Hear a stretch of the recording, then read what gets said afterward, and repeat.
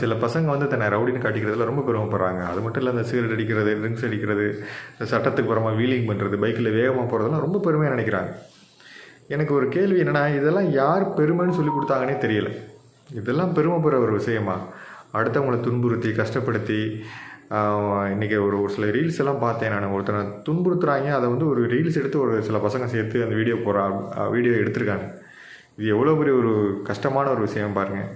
ஒரு மனிதத்தன்மையற்ற செயல், ஒரு இரக்கமில்லாத ஒரு செயலை வந்து அவங்களை கொடுமைப்படுத்துறது தப்பான விஷயம். அதையும் வீடியோ எடுத்து போகிறது எவ்வளோ ஒரு கொடூரமான விஷயம். எந்த அளவுக்கு அவங்க அந்த இதில் ஊறி போயிருக்காங்கன்னு மட்டும் பாருங்கள். இதெல்லாம் எப்படி பெருமை நினைக்கிறாங்க?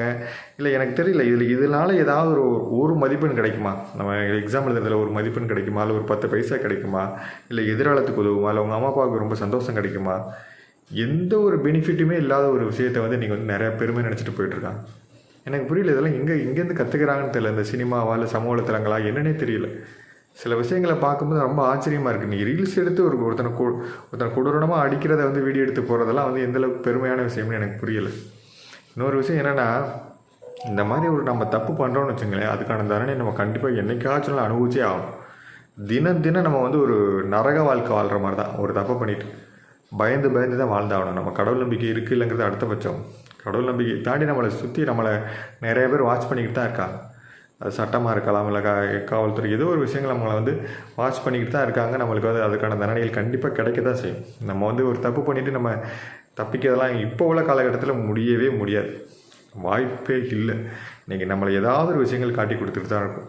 நம்ம தப்பு பண்ணிவிட்டு தப்பிக்கிறோம் அப்படின்னு நினைக்கிறதெல்லாம் வந்து நம்மளோட முட்டாள்தனம், அறியாமை. நம்ம வந்து இருக்கிற லைஃப்பை ஏதோ நம்மளால் முடிஞ்ச அளவுக்கு சந்தோஷமாக வச்சுக்கிறது நல்லது. இதை விடலாம் சந்தோஷமான விஷயங்கள் நிறையா இருக்குது. படிக்கலாம், வேலைக்கு போகலாம், சம்பாதிக்கலாம், குடும்பத்தை காப்பாற்றலாம். இதுதான் உண்மையிலே ரொம்ப சந்தோஷம். இன்றைக்கி இப்படிப்பட்ட இளைஞர்களையும் பார்க்குறேன். இந்த மாதிரி குடும்பத்தை சந்தோஷமாக வச்சுக்கிற ஏகப்பட்ட இளைஞர்கள் பார்க்குறேன். எந்த கெட்ட விளக்கமும் இல்லாமல் குடும்பத்தை இதுதான் சந்தோஷம்னு நினச்சி வாழ்கிற எத்தனை இளைஞர்களை நான் பார்க்க தான் செய்கிறேன். அதுவும் அவங்களெல்லாம் நான் இல்லைன்னா சொல்ல மாட்டேன், எல்லாரும் இப்படின்னு சொல்ல மாட்டேன். நிறைய இளைஞர்கள் நிறையா குடும்பங்களை சந்தோஷமாக வச்சுக்கிறாங்க.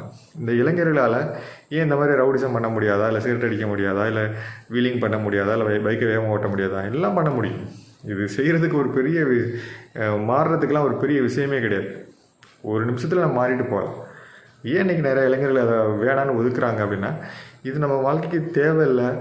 நெதம் நம்ம வந்து பயந்து செத்து வாழ்கிறத விட ஒரு நிம்மதியாக நம்ம கிடைச்ச வருமானத்தை வச்சு நம்ம வாழ்ந்துட்டு போகலான்னு நினச்சி நிறைய இளைஞர்கள் குடும்பத்தை காமாற்றுறது, படிக்கிறது, வேலைக்கு போகிறது, இந்த மாதிரியான விஷயங்களை சந்தோஷமாக நினச்சி வாழ்ந்துக்கிட்டு இருக்காங்க.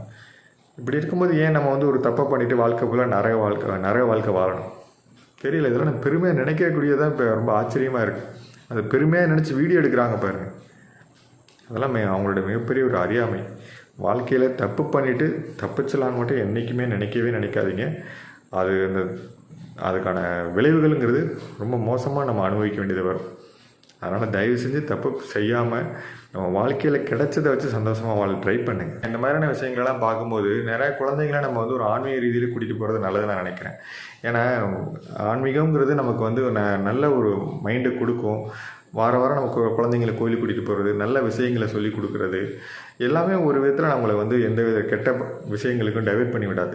ஒரு கெட்டதான விஷயங்கள் நல்ல ஒரு சந்தோஷம் நினைக்க வைக்காது. அடுத்தவங்களை துன்புறுத்துறது வந்து சந்தோஷம் நினைக்கிற ஒரு வாழ்க்கையா? இந்த ஆன்மீகத்தில் போகும்போது அந்த மாதிரி நினைக்க வைக்குமா? கண்டிப்பாக செய்யாது. அதனால் ஆன்மீகங்கிறது ரொம்ப குழந்தைங்களுக்கும் சரி எல்லாருக்குமே அவசியமான ஒன்று. சில பேர் சொல்லுவாங்க, அப்படி இப்படின்னு சொல்லுவாங்க. ஆனால் அப்படிலாம் நம்பாதீங்க. நீங்கள் உங்கள் குழந்தைங்கள எந்த அளவுக்கு கடவுள் பக்தி இல்லை ஆன்மீகத்தோடு கொண்டு போகிறீங்களோ அது ரொம்ப நல்லதான விஷயம். வாரம் கோயிலுக்கு கூட்டிகிட்டு போங்க, ஒன்றும் தப்பு கிடையாது. நம்ம வந்து அதில் உள்ள மூட நம்பிக்கைகளை தான் நம்ம விரட்டணுமே தவிர கடவுள் இல்லைங்கிற விஷயங்களை வந்து நம்ம சில பேர் சொல்லுவாங்க, அதெல்லாம் நீங்கள் நம்பாதீங்க. உங்கள் குழந்தைங்கள ஆரோக்கியமான விஷயங்களை நோக்கி கொண்டு போங்க.